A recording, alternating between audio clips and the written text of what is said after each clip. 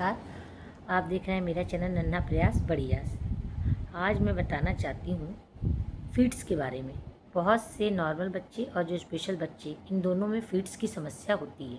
हालांकि स्पेशल बच्चों में ज़्यादा होती है और इस फीड्स से उनको बहुत सारे नुकसान भी होते हैं। तो आज मैं बताना चाहूँगी कि फीड्स कैसे कैसे मेरे बच्चे वीर को आते थे।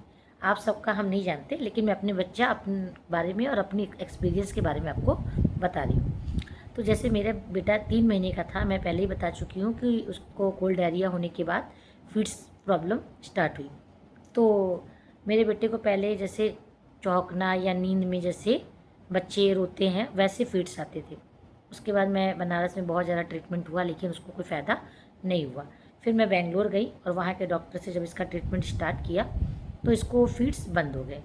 फिर उसके कुछ महीनों बाद इसको ऐसे फीड्स आने लगे कि जैसे अकड़न हो जाए, बॉडी अकड़ जाए और फिर थोड़ी बार नॉर्मल हो जाए, बॉडी अकड़ जाए फिर नॉर्मल हो जाए। फिर उसका भी मैंने बेंगलुरु के डॉक्टर से, मेरा हमेशा कंसल्ट चलता है, तो मैंने उनसे फिर पूछा। फिर वो दवा का डोज एज के अकॉर्डिंग जैसे भी बढ़ाया उन्होंने। फिर उसके बाद इसको फीड्स 19 और 20 में ऐसे आने लगे, हल्के और स्लोली साउंड पे, जैसे चम्मच गिरना, किसी का छींकना, किसी का खांसना, आवाज़ की दरवाजे की सरसराहट, कोई आवाज़ ऐसी हो सरसर सरसर हो रही हो, तो ऐसे टाइप के उसको साउंड से फीड्स आते थे। और जैसे ऐसे फीड्स आते थे तो साउंड को सुनने के बाद एकदम वो ढीला होकर गिर जाता था। तो एक बार 2020 में ऐसा हुआ मई में कि वो ज़मीन में बैठा था और दरवाजे की आवाज़ से वो ऐसा गिरा कि उसकी दांत से जीभ कट गई। तो हम लोग को डॉक्टर के पास ले जाना पड़ा। डॉक्टर टाँका लगाने के लिए बोले, हालांकि टाँके नहीं लगे, वो कट काफ़ी गहरा था, लेकिन वो थोड़ा सा जीभ जुड़ी हुई थी और ब्लड रुक गया था, तो टाँके नहीं लगे। तो डॉक्टर ने बोला कि टाँके नहीं लगेंगे। लेकिन उस फीड्स में हम लोग बहुत परेशान हुए थे, क्योंकि साउंड के फीड्स से वीर को बहुत दिक्कत होती थी। हम लोग कहीं भी जाते थे तो बाजा बजे या शादी में तो हम लोग को टेंशन नहीं था, लेकिन कोई ऐसे भी कर दे तो हम लोग लगता था कहीं ये लुढ़क ना जाए या गिर ना जाए। तो फिर डॉक्टर से मैंने कंसल्ट किया, फिर डॉक्टर ने फिर इसकी दवा की डोज बढ़ाई। तो अभी तो वीर को फिर फिट्स कम हो गए, साउंड वाले भी कम हो गया, कभी कभार जैसे करने वाले आते थे। इस साल जब मैंने वीर का 2025 और 26 के बीच मैंने इसका क्लास स्टार्ट किया, स्पीच और फिजियो का, तो इसको फिट्स बढ़ गए।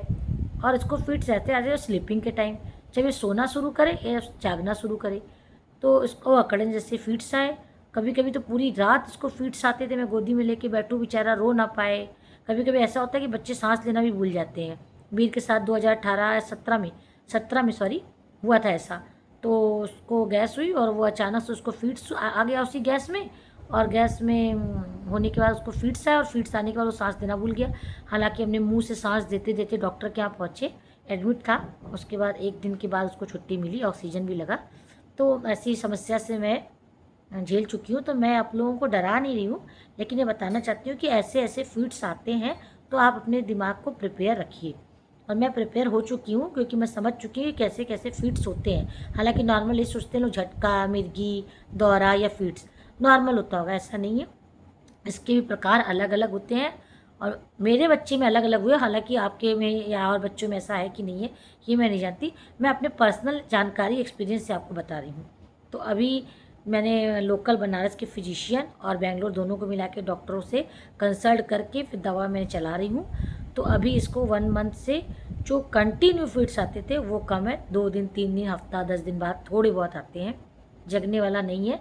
लेकिन वो डॉक्टर ने बोला कि आप जितनी चीज़ें सिखाएंगी वो सीखने की कोशिश करेगा। तो उसको स्ट्रेस आता है, क्योंकि ये खुद सीखना चाहता है ना, तो स्ट्रेस से उसको फीड्स आते हैं। तो सिखाना तो ज़रूरी है, क्योंकि आप फिजियो नहीं कराएंगी, स्पीच नहीं कराएंगी, तो बच्चा कैसे करेगा। तो थोड़ा बहुत मैनेज हम लोग भी करते हैं, थोड़ा बहुत तो भी करता है, क्या कर सकते हैं। तो मेरा ध्येय ये नहीं था कि आप फीड्स से डर जाइए, मेरा ध्येय ये था कि आप लोग फीड्स के बारे में जानिए और उसको किस तरह से हैंडल करना चाहिए वो समझिए।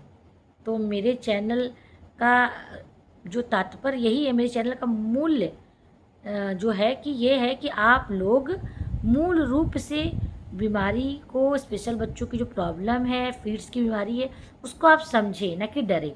तो आप अगर कोई मेरे चैनल में आपको कुछ नहीं समझ में आता है तो आप लोग कमेंट करके मुझसे पूछ सकते हैं, तो मैं उसका जवाब दूंगी कि और क्या क्या चीज़ें मेरे साथ हुई हैं। हालांकि मैं वीडियो में बस इतना ही बता सकती हूँ। मेरा एक शॉर्ट वीडियो भी होगा, आप उसको भी देखा कीजिए, स्वीट्स के बारे में भी रहता है। आज के लिए बस इतना ही। शुभ रात्रि, धन्यवाद।